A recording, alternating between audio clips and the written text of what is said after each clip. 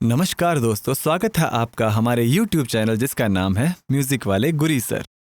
अगर आप इस वीडियो पर आ गए हैं, इसका मतलब आप किसी न किसी म्यूजिक कंपटीशन एग्जाम्स की तैयारी कर रहे हैं। तो हमने भी शुरू की थी हमारे म्यूजिक कंपटीशन एग्जाम्स की तैयारी, जिसमें हमने ये सीरीज शुरू की है।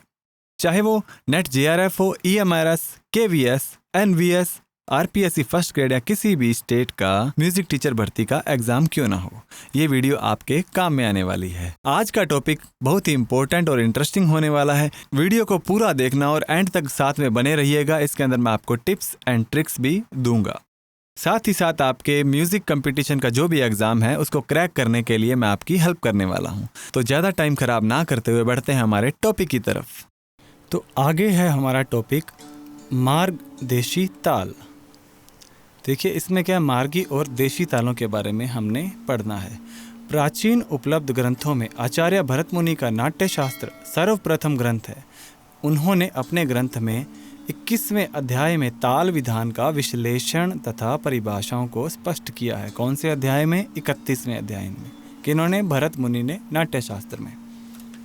ताल पद्धति से आशय, ताल व्याख्या, ताल के गठन के नियम, ताल खंड, निश्चित पटाक्षर, सहशब्द, निशब्द क्रिया, ताल प्रस्तुति, ताल विस्तार आदि का विवेचन है। मतलब इनके अंदर ये सब कंटेंट होता है। तो सबसे पहले देखते हैं हम मार्गी ताल के बारे में। मार्गी ताल भरत मुनि ने सर्वप्रथम अपने ग्रंथ में ताल पद्धति का प्रारंभ किया तथा 5 मार्गीय तालों का वर्णन किया। किसने किया था? सबसे पहले भरत मुनि ने। भरत मुनि का ग्रंथ का नाम याद रखना है, नाट्य शास्त्र। और उन्होंने 5 मार्गीय तालों का वर्णन किया था। कौन सी हैं? मार्ग ताल पद्धति शार्ंगदेव के समय तक किसी न किसी रूप में प्रचलित थी। 5 मार्गीय तालों के नाम निम्नलिखित हैं: चंचपुट, चाचपुट, षटपिता पुत्रक, सम्यक वेष्टक और उद्धट। ये 5 नाम आपने याद रखने हैं। उन्होंने ताल की परिभाषा को निम्न प्रकार से अभिव्यक्त किया है। ये श्लोक दिया उन्होंने, यानी कि अर्थात कालापात और लय से अन्वित ताल जो घन वाद्य पर होने वाली क्रियाओं के द्वारा काल को नापता है, वह ताल है। घन वाद्यों पर होने वाली क्रियाओं को काल से जो नापता है वो क्या है? ताल है। घन वाद्य पर शब्द निशब्द क्रियाओं से युक्त ताल के द्वारा काल का प्रमाण दिया जाता है, वही ताल है। उस समय ताल की दृष्टि से घन वाद्य कला, पात, लय और मार्ग का अत्यधिक महत्व था। घन वाद्य द्वारा ही ताल को स्पष्ट किया जाता था। अवनद्ध वाद्य केवल अनुरंजन ही किया करते थे। अवनद्ध वाद्य केवल अनुरंजन किया करते थे। घन वाद्यों में खिंचाव, ढीलापन या दबाव घटता बढ़ता नहीं है और आघात के द्वारा कालखंड दिखाना अधिक सरल होता था। इस प्रकार हम देखते हैं कि घन वाद्य का ताल स्वरूप की दृष्टि से आधारभूत महत्व था। क्योंकि देखिए घन वाद्य थे जो, वो क्या है, आघात करने से उनमें क्या है, खिंचाव नहीं होता, ढीलापन नहीं होता, दबाव बढ़ता घटता नहीं है, इसलिए उनका यूज़ किया जाता कालखंड दिखाने के लिए। अब इसमें जो इन्होंने जो वर्ड दिए हैं उनके बारे में देखते हैं। जैसे कला, कला के 2 प्रकार, शब्द और निशब्द। जब कला और पात का एक साथ प्रयोग किया जाता था तो कला को निशब्द क्रिया के अर्थ में लिया जाता था और पात शब्द क्रिया के रूप में, और पात शब्द क्रिया के रूप में प्रयोग होता था। अब पात क्या है? पात का अर्थ है गिरना। इसको वर्तमान में भरी के नाम से जाना जाता है। यानी जो खाली और भरी जो हम ताल के अंदर देखते हैं, वही उसमें पात जो है भरी के नाम से है। पात क्रिया को शब्द क्रिया कहा गया है। ताल की दृष्टि से काल का अत्यधिक महत्व है, क्योंकि काल का खंड करने के लिए किसी क्रिया का होना आवश्यक है। यानी कि कालों का खंड करने के लिए, खंड खंड बनाने के लिए किसी क्रिया का होना आवश्यक है। कला और पात का साथ साथ प्रयोग होने से कला का अर्थ निशब्द और पात का अर्थ शब्द क्रिया होता है। आगे है ताल। तल का अर्थ है प्रतिष्ठा देने वाला। चूँकि ताल संगीत की गति, वाद्य और नृत्य तीनों विधाओं को अपने में धारण कर प्रतिष्ठा प्रदान करता है, इसलिए उसे ताल कहते हैं। संगीत की गति, वाद्य और नृत्य, इन तीनों विधाओं को अपने में धारण करके इनको प्रतिष्ठा प्रदान करता है, यानी इम्पोर्टेंस देता है। क्रिया, क्रियाएं 2 प्रकार की बताई गई हैं, निशब्द क्रिया और सहशब्द क्रिया। निशब्द क्रिया वह है जिसमें क्रिया से कोई ध्वनि नहीं सुनाई पड़ती, जबकि सहशब्द क्रिया वह है जिसमें ध्वनि क्रिया द्वारा स्पष्ट सुनाई पड़ती है। यानी कि जब क्रिया करेंगे और ध्वनि नहीं सुनाई पड़ेगी तो वो तो निशब्द क्रिया है, और जब ध्वनि सुनाई पड़ेगी तो वो शब्द क्रिया है। आगे है मार्ग। प्राचीन समय में मात्रा का प्रयोग न करके मार्ग का प्रयोग होता था। मात्रा का प्रयोग न करके मार्ग का प्रयोग। मार्ग का अर्थ रास्ता होता है। इस प्रकार जिस तरह का मार्ग होता था उसी तरह का गायन वादन होता था। भरतनाट्य शास्त्र में चित्र, वार्तिक और दक्षिण 3 मार्ग, कौन से? चित्र, वार्तिक और दक्षिण 3 मार्ग तथा संगीत रत्नाकर में 4 मार्ग, कौन से? ध्रुव, चित्र, वार्तिक और दक्षिण का वर्णन है।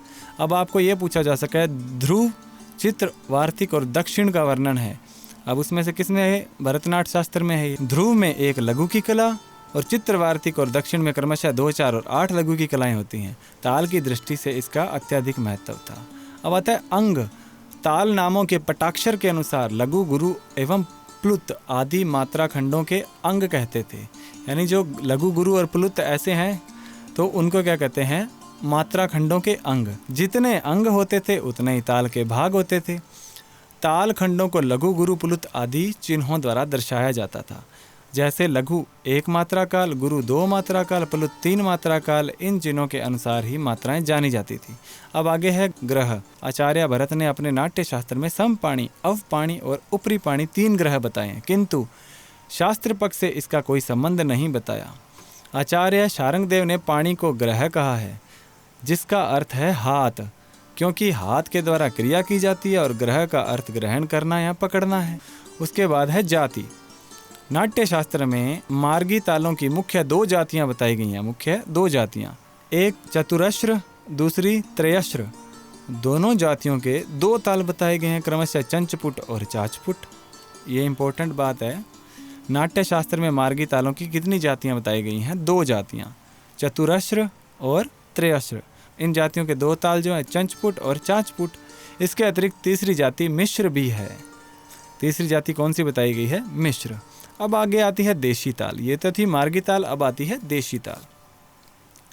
भरत मुनि के नाट्य शास्त्र के पश्चात निम्नलिखित 4 प्राचीन ग्रंथ ऐसे हैं जिनमें ताल के संबंध में विस्तार से वर्णन किया गया है। पहला तो है मतंग का बृहद्देशी, सोमेश्वर का मानसोल्लास और जगदेव मल्ल का संगीत चूड़ामणि, सारंगदेव का संगीत रत्नाकर। ये 4 ऐसे ग्रंथ हैं जिनमें ताल के संबंध में विस्तार से वर्णन किया गया है। मतंग कृत बृहद्देशी में ताल के बारे में उल्लेख किया गया है, किंतु संपूर्ण ग्रंथ उपलब्ध न होने के कारण ताल के संबंध में कोई जानकारी उपलब्ध नहीं है, क्योंकि ये पूरा ग्रंथ नहीं है।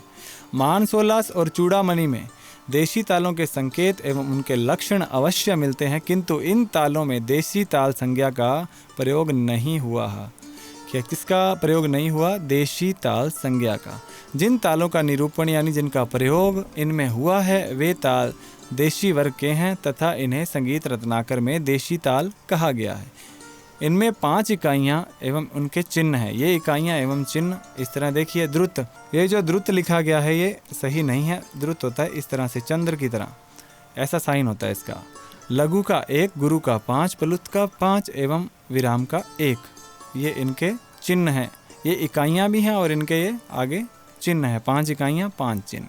4 प्रकार के मार्ग, वार्तिक, दक्षिण, चित्र, चरित्र एवं ध्रुव व 30 तालों के लक्षण भी दिए हैं। इनमें से 1, 2 के अतिरिक्त शेष सभी तालों के नाम व लक्षण संगीत रत्नाकर में वर्णित 120 तालों से मिलते हैं। कितनी तालों से मिलते हैं? 120 तालों से। अब देखिए देशी और मार्गी ताल पद्धतियों में क्या समानता है। सबसे पहले समानताओं को समझते हैं। देशी और मार्गी तालों में जो समानताएं हैं वो क्या है? देखिए इनकी इकाई लगभग एक सी रहती है। किसी सीमा तक दोनों की तालों में इकाइयों में समानता बनी रहती है, यानी थोड़ी बहुत सीमा तक जिनकी इन तालों की इकाइयों में समानता है। दोनों तालों में एक प्रमाणित लय रही है, एक प्रमाणित लय, और दोनों तालों में घन वाद्य का प्रयोग अवश्य होता था। श शब्द, निशब्द क्रियाओं का प्रयोग कुछ न कुछ रूप में अवश्य होता रहता है। द्रुत, मध्य एवं विलंबित लयों का संबंध दोनों प्रकार की तालों में रहता है। मतलब ये जो 5 विशेषताएं बताई गई हैं, 1, 2, 3, 4, 5, ये समानताएं हैं इन दोनों की। अब आगे है इनमें अंतर क्या है। अब अंतर देखिए कैसा है। मार्गी ताल, यहाँ है देशी ताल। मार्गी ताल कितने हैं? 5 हैं। देखिए इनको आप नोट कर लीजिएगा। मार्गी ताल 5 हैं, देशी तालों की संख्या 120 है तथा 5 मार्गी तालों के खंड भेद देशी तालों का जन्म हुआ। इन 5 से ही खंड भेद से देशी तालों का जन्म हुआ, यानी मार्गी तालों से। फिर है मार्ग तालों में लघु, गुरु एवं प्लुत 3 इकाइयाँ थी। जबकि देशी तालों में 4 इकाइयाँ, द्रुत, लघु, गुरु व लुप्त। ठीक है, ये थी। थर्ड है मार्ग तालों में श शब्द और नि शब्द क्रियाओं के विभिन्न रूपों का हाथ से की जाने वाली क्रियाओं का स्पष्ट उल्लेख है, यानी कि हाथ से क्रियाएं की जाती थी और देशी तालों में ऐसा होता नहीं है। फिर है चौथा अंतर जो है, मार्ग तालों में 3 मार्ग का उल्लेख है। इनमें 3 मार्ग हैं, इनमें 4 मार्ग हैं, ध्रुव, चित्र, वार्तिक और दक्षिण। इसी तरह 5वां जो है, मार्ग तालों में यथाक्षर रूप से सबसे छोटा ताल चाचपुट है, जिसका स्वरूप ये देख लीजिए, सिंबल है ऐसा, तथा सबसे बड़ा ताल सम्यक वेष्टाक है। सबसे छोटा हो गया चाचपुट, सबसे बड़ा सम्यक वेष्टाक, जिसका स्वरूप ये है, देख लीजिए। इसी तरह इसमें क्या है, देसी तालों में सबसे छोटा ताल एक ताली है, यानी कि एक ताली, जिसका स्वरूप एक दुत है। सबसे बड़ी ताल सिंह नंदन है, जिसका स्वरूप यह देख लीजिए, इतना बड़ा ये स्वरूप है इसका, सिंह नंदन का। फिर 6th अंतर देखिए, छठा अंतर देखिए, मार्ग तालों में यति, मार्ग, यथाक्षर, द्विकल, चतुष्फल, ग्रह आदि का उल्लेख है, जबकि देशी तालों में ऐसा नहीं है। इनका वर्णन देशी तालों में नहीं है। मार्ग ताल की इकाइयों का मान 5 लघु उच्चारण काल था। इसमें किसी प्रकार का परिवर्तन संभव नहीं है, परिवर्तन संभव नहीं था। जबकि देशी तालों में लघु इकाई 4:5:6 आवश्यकता अनुसार कोई भी हो सकती है, मतलब 4, 5, 6 कोई भी हो सकती थी। इसमें तो परिवर्तन हो रहा है, देखिए 4 होगी, 5 होगी, 6 होगी, बट इसमें क्या है, 5 लघु उच्चारण काल है और इसमें परिवर्तन संभव नहीं है। तो ये इनमें भिन्नताएं थी। अब आगे है आवर्ती या आवर्तन। किसी ताल के ठेके को प्रारंभ से अंत तक बोल देने या बजा देने को आवर्ती कहते हैं। यदि एक बार ऐसा करेंगे तो उसे एक आवर्तन या आवर्ती कहेंगे। जिस ताल को जितनी बार बजाएंगे या बोलेंगे उसे उतनी आवर्तियाँ या आवर्तन बजाना या बोलना कहेंगे। उदाहरण के लिए 6 मात्राओं को दादरा ताल की एक आवर्ती कहेंगे और 18 मात्राओं को दादरा ताल की 3 आवर्तियाँ कहेंगे, क्योंकि वो 6 मात्रा की ताल है, यानी कि 1 से 6 चली, फिर 6 से यानी 7 से 12 हो गई और फिर 13 से 18 यानी 3 आवर्तन हो गए उसके। ये आवर्ती या आवर्तन है। उसी तरह है सम। ताल के प्रारंभ को सम कहते हैं। सम सदैव किसी भी ताल की पहली मात्रा पर आता है। इसके आने पर गायन वादन में स्वाभाविक बल व आकर्षण उत्पन्न हो जाता है। सम सदैव अपने स्थान पर आना चाहिए। यदि ऐसा नहीं होता तो गीत की लय ताल बिगड़ जाती है। सम सदैव अपने स्थान पर आना चाहिए। इसी तरह आगे है विषम। जब किसी गद्य या गीत का प्रारंभ ताल व गीत की प्रथम मात्रा से न होकर किसी अन्य मात्रा से होता है तो उसे विषम कहते हैं। यानी सम तो होगी पहली मात्रा, अगर पहली मात्रा से न होकर गीत का प्रारंभ किसी और मात्रा से होता है तो वो विषम हो गया। इसी तरह है अतीत। अतीत का शाब्दिक अर्थ है बीता हुआ, अर्थात सम निकल जाने के बाद गीत या गत प्रारंभ की जाती है तो उसे अतीत कहते हैं। कभी कभी संगीत में चमत्कार उत्पन्न करने के लिए भ्रमात्मक सम के बाद दिखाते हैं तो ये अतीत कहलाता है वो, यानी कि सम निकल जाने के बाद में जब सम दिखाते हैं ना तो उसे अतीत कहते हैं। फिर आता है अनागत। अनागत का अर्थ है आने वाला, अर्थात मुख्य सम आने से पूर्व ही गत या गीत का प्रारंभ होता है तो उसे अनागत कहते हैं। उसे कहते हैं अनागत। मुख्य सम आने से पूर्व यानी पहले ही जब गीत का प्रारंभ हो जाता है। कभी कभी भ्रमात्मक सम के पूर्व दिखाया जाता है, उसे अनागत कहते हैं। जब सम से पूर्व दिखाया जाए तो अनागत है और जब सम निकल जाने के बाद में दिखाया जाए तो अतीत हो गया। इसका याद रखिएगा। अब आती है कठप्यादि योजना। ये बहुत इंपॉर्टेंट है, इसमें से बहुत से क्वेश्चन पूछे जाते हैं। इस बार भी नेट में कई क्वेश्चन पूछे गए थे और ऐसे पूछे ही जाते हैं, तो देखते हैं इसको ध्यान से। कठप्यादि संख्याओं को शब्द या श्लोक के रूप में आसानी से याद रखने की प्राचीन भारतीय पद्धति है। चूँकि भारत में वैज्ञानिक तकनीकी खगोलीय ग्रंथ पद्य रूप में लिखे जाते थे, इसलिए संख्याओं को शब्द के रूप में अभिव्यक्त किए बिना विषय का समुचित विवेचन नहीं किया जा सकता था। भारतीय चिंतकों ने इसका समाधान कठप्यादि के रूप में निकाला।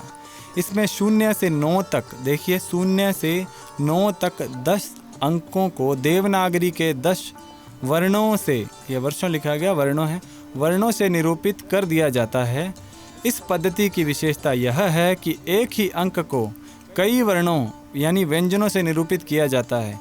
जबकि कुछ वर्ण कोई अंक निरूपित नहीं करते हैं। इससे लाभ होता है कि संख्याओं के लिए अर्थपूर्ण शब्द बनाने में आसानी हो, अर्थपूर्ण शब्द होने से उन्हें याद करने में सरलता होती है। तो देखिए कैसी होती है, इसके नियम पढ़ते हैं पहले, फिर मैं बताऊंगा किस तरह इसका यूज़ होता है, कैसे क्वेश्चन पूछे जाते हैं। अब इसके कुछ नियम है, एक बार पहले नियम देखते हैं हम।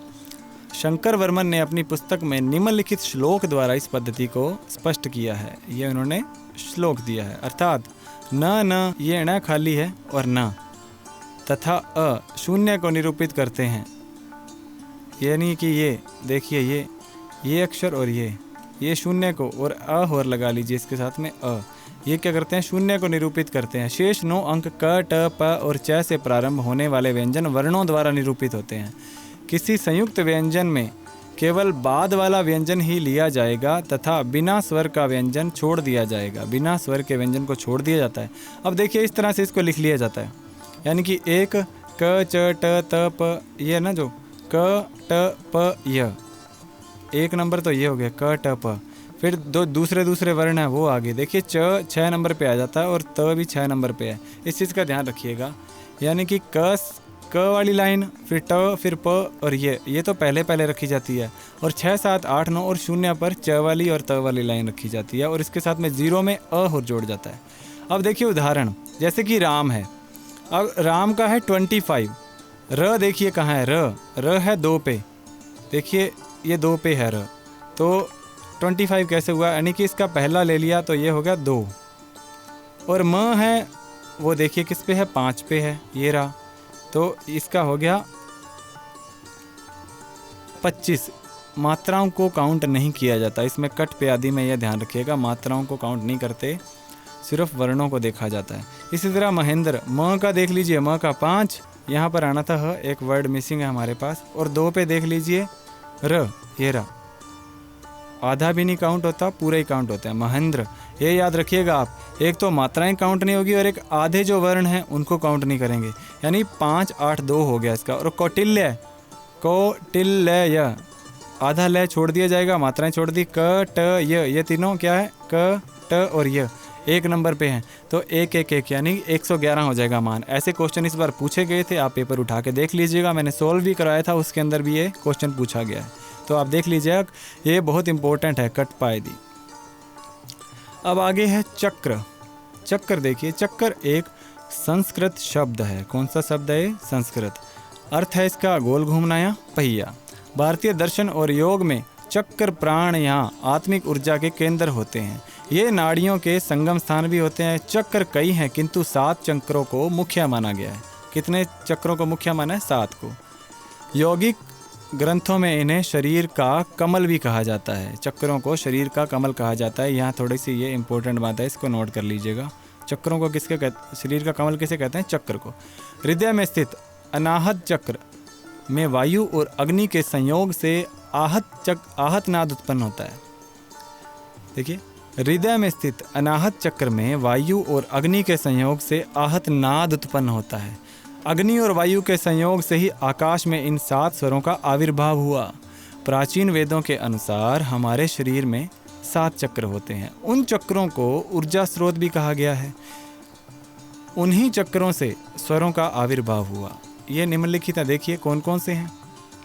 मूलाधार चक्र, मूलाधार चक्र से स्वादिष्ठान चक्र, नाभि मणिपुर चक्र, अनाहत चक्र हुआ। विशुद्धि चक्र से आज्ञा चक्र, सहस्तार चक्र से पृथ्वी चक्र, चंद्र लूलन चक्र से शौर्य या सोलर चक्र, गैलेक्टिक चक्र से सार्वभौमिक चक्र। ठीक है। अब इसी तरह है नरवल या नेरवाल। यह दक्षिण भारतीय संगीत के गायन की एक विधा है। कौन सी है, गायन की विधा है। अर्थ स्वरूप हम कह सकते हैं कि कीर्तन या कृति के पल्लवी, अनुपल्लवी या चरणम के साहित्यिक भाग के 2-4 आवर्तनों को लेकर उन्हें कई प्रकार के विस्तार करके गाना नरवल या नेरवाल कहलाता है। 2-4 आवर्तनों को लेकर कई प्रकार से गाना, किसके, पल्लवी, अनुपल्ली या चरणम, इनके 2 या 4 आवर्तनों को लेकर कई प्रकार से गा देना नरवल या नेरवाल कहलाता है। निर्बल का अर्थ है निर्बुदल, यह नरवल है। निर्बुदल अर्थात भर देना, दूसरे शब्दों में नर्वल एक प्रकार से पल्लवी ही है, पल्लवी, परंतु इसका कीर्तन या कृति का एक अंग होना इसे पल्लवी से भिन्न कर देता है। क्योंकि इसमें कीर्तन या कृति का एक भाग होता है, इसलिए इसको पल्लवी से भिन्न कर देता है। पल्लवी को विस्तार पूर्वक गाते हैं, परंतु नर्वल इतने विस्तार से नहीं गाया जाता। नर्वल प्रथम तथा द्वितीय काल में गाया जाता है। इसके बाद दोनों कालों में कल्पना स्वर गाने की परंपरा है, यानी कि पहले और दूसरे काल में इसको गाया जाता है, उसके बाद क्या है, कल्पना स्वर गाए जाते हैं। जिस साहित्यिक विषय का प्रयोग कृति या कीर्तन के पल्लवी, अनुपल्लवी और चरणम आदि अंगों में किया जाता है, उसी साहित्य का प्रयोग नर्वल में किया जाता है। इन पदों की रचना प्राय भक्ति रस से की जाती है। मुख्य रूप से तोड़ी, भैरवी तथा मुखारी आदि रागों में ये पद गाए जाते हैं।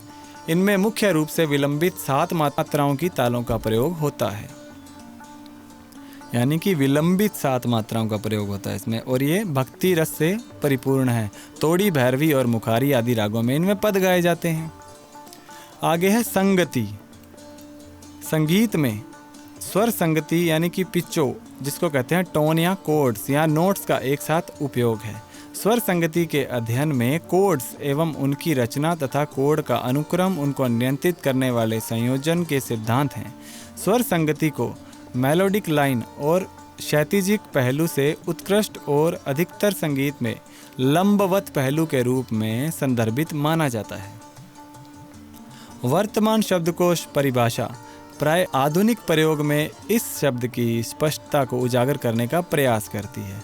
अस्पष्टताएं या तो सौंदर्य शास्त्रीय कारणों से उत्पन्न होती हैं या हार्मोनिक, यानी कि एक साथ ध्वनित होते हुए पिच जो होते हैं उनको हार्मोनी कहते हैं, और कॉन्ट्रापुंटल यानी कि सफलतापूर्वक ध्वनित होते स्वर जो होते हैं उनको कॉन्ट्रापुंटल कहते हैं, के बीच संबंध बताते हुए संगीत की बनावट के विचार के कारण उत्पन्न होती है। संगीत में संगति अनेक प्रकार से मानी जाती है, जैसे स्वर संगति, वाद्य संगति या गायन संगति। यहाँ ये इंपॉर्टेंट लाइन है याद रखने हेतु। संगति कैसी होती है? कई प्रकार से। स्वर संगति होगी, वाद्य संगति होगी या गायन संगति होगी। स्वर संगति विशेष पूर्व संचालित संरचनात्मक सिद्धांतों को समरूप करते हुए समस्वरता को प्रतिबंधित करती है। यह विचार है कि पश्चिमी संगीत में आधुनिक स्वरित स्वर संगति 1600 ईस्वी में शुरू हुई। कब शुरू हुई? 1600 ईस्वी में। संगीत सिद्धांत में सामान्योक्ति है, यानी कि समानताएं हैं। इसे प्राय पुनर्जागरण के संगीत, आम शैतिक, कॉन्ट्रापुंट लेखन के प्रतिस्थान के द्वारा रचित संगीत के लंबवत तत्व पर एक नए बल के साथ पता लगाया जाता है। वाद्य संगति में संगतकार वाद्य आते हैं, जैसे तबला, हारमोनियम आदि, इनसे संगत की जाती है। इसमें क्या आता है? वाद्य संगति में संगतकार वाद्य जैसे तबला और हारमोनियम ये ऐड होते हैं। फिर आती है जी मुद्रा। मुद्रा कर्नाटक संगीत में अपना चिन्ह है। मुद्रा हिंदू धर्म और बौद्ध धर्म में एक प्रतीकात्मक और अनुष्ठानित भाव या भाव भंगिमा है। कुछ मुद्राओं में पूरा शरीर शामिल रहता है, लेकिन अधिकतर मुद्राएं हाथों और उंगलियों से की जाती हैं। एक मुद्रा एक आध्यात्मिक भाव भंगिमा है। ये इंपॉर्टेंट लाइन्स ऐड की है इसके अंदर में, आध्यात्मिक भाव भंगिमा। फिर है तांत्रिक अनुष्ठानों में 108 मुद्राओं का प्रयोग होता है। नवंबर 2009 में राष्ट्रीय विज्ञान अकादमी में प्रकाशित एक शोध आलेख में दिखाया गया है कि हाथ की मुद्राएं मस्तिष्क के उसी क्षेत्र को उत्तेजित या प्रोत्साहित करती हैं जो भाषा की हैं। यहाँ देखना है कि तांत्रिक अनुष्ठानों में कितनी मुद्राएं हैं? 108। अब आगे है प्रतिमा शास्त्र। भारतीय उपमहाद्वीप की हिंदू और बौद्ध कला के प्रतिमा शास्त्र में मुद्रा का प्रयोग किया जाता है और धर्म ग्रंथों में इसे वर्णित भी किया गया है, जैसे नाट्य शास्त्र जिसमें 24 असंयुक्त पृथक्कृत यानी एक हाथ और 13 संयुक्त यानी कि संयुक्त दोनों हाथों की। देखिए, असंयुक्त यानी कि एक हाथ की और संयुक्त यानी कि दोनों हाथों की। तो एक हाथ की तो 24 हैं और दोनों हाथों की 13 मुद्राएं सूचित की जाती हैं। दोनों हाथ और उंगलियों से मुद्रा अवस्थाएं बनती हैं। आसन के साथ वे ध्यान में स्थिर भाव से और हिंदू धर्म में नित्य अभ्यास में गतिशील रूप में नियोजित होती हैं। प्रत्येक मुद्रा का अभ्यास करने वाले पर विशेष प्रभाव पड़ता है। इसी तरह देखिए, भारतीय शास्त्रीय नृत्य में हस्त मुद्रा शब्दावली प्रयुक्त होती है। हमारे जो इंडियन जो क्लासिकल डांस है उसमें क्या है, हाथ की मुद्राएं ज़्यादा युक्त होती हैं। भारतीय शास्त्रीय नृत्य में सभी रूपों में मुद्राएं समान है, हालांकि इनके नाम और उपयोग भिन्न भिन्न है। इन मुद्राओं के नाम अलग अलग होते हैं, जैसे कि देखिए भरतनाट्यम में 28 या 32, कथकली में 24 और ओडिसी में 20 मूल मुद्राएं होती हैं। एक हाथ, दो हाथ, बाह की गतिविधियाँ, शरीर और चेहरे की अभिव्यक्तियों की तरह ये मूल मुद्राएं विभिन्न तरीकों से संयुक्त होती हैं। कथकली में, जिसमें 3 सबसे अधिक संख्या में संशोधन होते हैं, की शब्दावली 900 शब्दों की है। कथकली में कितने शब्दों की शब्दावली है? 900 शब्दों की। इसी तरह आती हैं योग मुद्राएं। मुद्राएं योग अभ्यास का मौलिक रूप है। योग अभ्यास का मौलिक रूप। विभिन्न योग मुद्राओं के नाम देखिए। बुनियादी मुद्राएं हैं 4, तो कौन कौन सी हैं? चिन्ह मुद्रा, चिन्मय मुद्रा, आदि मुद्रा या ब्रह्म मुद्रा, ये 4 तो है बुनियादी। और उन्नत सुसंबद्ध मुद्रा प्राण मुद्रा है। इनके नाम आपने याद रखने हैं। सामान्य बोध मुद्राएं भी बता देता हूँ। अभय, भूमि स्पर्श, धर्म चक्र, ध्यान मुद्रा, वरद मुद्रा, वक्त्र मुद्रा, वितर्क मुद्रा, ज्ञान मुद्रा और कर्ण मुद्रा, ये 9 मुद्राएं हैं। सामान्य जो बोध मुद्राएं हैं 9 हैं। फिर आता है षडांग यानी षडंग। कर्नाटक ताल पद्धति के जो षडांग है वो बताएंगे इसमें। कर्नाटक पद्धति के विभागों या अंगों को लिखने के लिए 6 चिन्हों का प्रयोग किया जाता है, जो इस तरह है। 0, ये 0 नहीं है, यहाँ पर इस तरह का चंद्र बिंदु बनेगा, चंद्र बनेगा, बिंदु नहीं बनेगा, चंद्र। यानी कि अनुद्रुत के लिए इस तरह का निशान है, यानी कि 1 मात्रा। द्रुत के लिए 0 का निशान है, यानी कि 2 मात्रा। लघु के लिए, लघु का सिंबल 1 होता है इस तरह, यानी कि 4 मात्रा। और गुरु S की तरह लिखा जाता है 8 मात्राएं। और पुलुत है जो इस तरह लिखा जाता है, यानी कि 12 मात्राएं। काकपद का जो निशान है वो क्रॉस की तरह, यानी कि 16 मात्राओं के लिए प्रयुक्त किया जाता है। इन्हीं 6 अंगों के समूह को षडंग कहते हैं। ये 6 अंग दिखाएंगे ना, अनुद्रुत, द्रुत, लघु, गुरु, प्लुत, काकपद, ये सब क्या हैं? 6 अंग हैं। इन्हीं को षडंग कहते हैं। ये कर्नाटक ताल पद्धति के हैं। फिर आता है जी आलापन या रागम।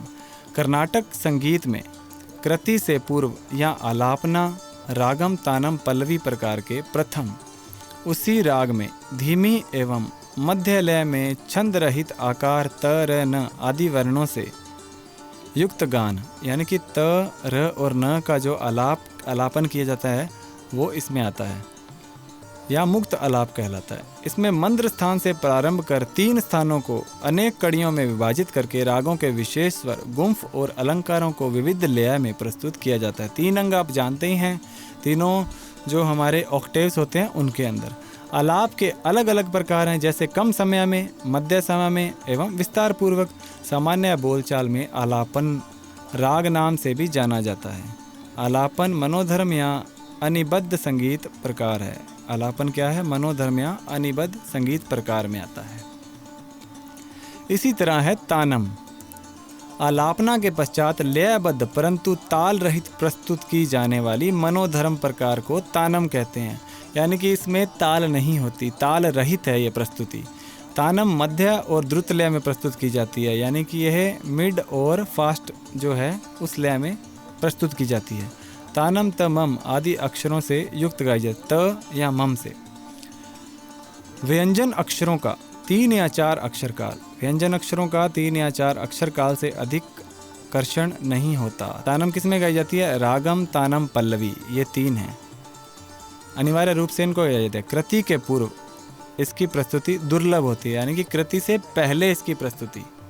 फिर आता है काकू। कंठ की भिन्नता से ध्वनि में जो भिन्नता पैदा होती है उसे काकू कहते हैं, यानी कि जो हम ध्वनि कंठ से निकालते हैं वो अलग अलग तरह से निकालते हैं, यानी भिन्नता से जो ध्वनि में भिन्नता, कंठ की भिन्नता से ध्वनि में भिन्नता पैदा होगी उसे काकू कहेंगे। ध्वनि या आवाज़ में मनोभावों को व्यक्त करने की यह विचित्र शक्ति होती है, यानी मन के भावों को व्यक्त किया जाता है इससे। शोक, भय, प्रसन्नता, प्रेम आदि भावों को व्यक्त करने के लिए जब ध्वनि या आवाज़ में भिन्नता आती है तो उसे काकू कहते हैं। नाट्य शास्त्र में 17वें अध्याय में काकू को विशद व्याख्या, छाती, कंठ, सिर आदि काकू के स्थान बताएं। कौन कौन से? छाती, कंठ और सिर। इस तरह काकू के 6 प्रकार होते हैं। देखिए, पहले है स्वर काकू। श्रुति को अधिक या कम कर देने से एक स्वर की दूसरे स्वर में छाया दिखाई देना है स्वर काकू। एक स्वर की दूसरे स्वर में छाया दिखाई देना है स्वर काकू। फिर है राग काकू। राग की अपनी मुख्य छाया राग काकू कहलाती है, राग की मुख्य छाया। फिर है अन्य राग काकू। जब किसी राग की छाया किसी दूसरे राग में दिखाई जाती है तो अन्य राग काकू हो गया। मतलब एक राग की छाया दूसरे में दिखाई देगी तो वो अन्य राग काकू। फिर है देश काकू। जो काकू किसी अन्य राग का सहारा न लेकर अपने देश और स्वभाव से अपने राग में ही सम्मिलित रहता है उसे देश काकू कहते हैं, मतलब उसमें कोई परिवर्तन नहीं होता। फिर है क्षेत्र काकू। क्षेत्र यानी कि शरीर होता है, अतः राग में अलग अलग शरीर के प्रति जो काकू विभिन्न रूप धारण करते हैं उसे क्षेत्र काकू कहते हैं। फिर आता है जी यंत्र काकू। वीणा और बांसुरी आदि वाद्य यंत्रों की ध्वनि का जो काकू होता है वह यंत्र काकू, यानी इनकी जो अलग अलग आवाज़ होगी वो यंत्र काकू होगी। तो आज करेंगे हम हमारा इतना टॉपिक, और अगर आपको ये वीडियो अच्छी लगी हो तो वीडियो को लाइक कीजिएगा, चैनल को सब्सक्राइब कीजिएगा, अपने दोस्तों के साथ शेयर ज़रूर कीजिएगा। कंटेंट आपको अच्छा लगा और इसकी PDF चाहिए तो हमारे टेलीग्राम चैनल का लिंक जो डिस्क्रिप्शन में है, या आप टेलीग्राम पर सर्च कर सकते हैं म्यूज़िक वाले गुरी सर, तो आपको मेरा टेलीग्राम का चैनल मिल जाएगा। उसको सब्सक्राइब कीजिएगा, उसके साथ ज्वाइन हो जाइएगा। जो भी हमारी क्विज़ होंगी वो उसमें ऐड की जाएंगी, और तो और साथ में आपको इसकी PDF भी मैं वहीं प्रोवाइड करने वाला हूँ, और वहाँ पर टाइम टू टाइम हम जो भी वैकेंसीज आती हैं उनके बारे में आपको नोटिफाई करते रहते हैं। तो मिलते हैं किसी नए लेक्चर में नेक्स्ट टॉपिक के साथ में। तब तक के लिए जय हिंद, जय भारत। पढ़ते रहिए, बढ़ते रहिए।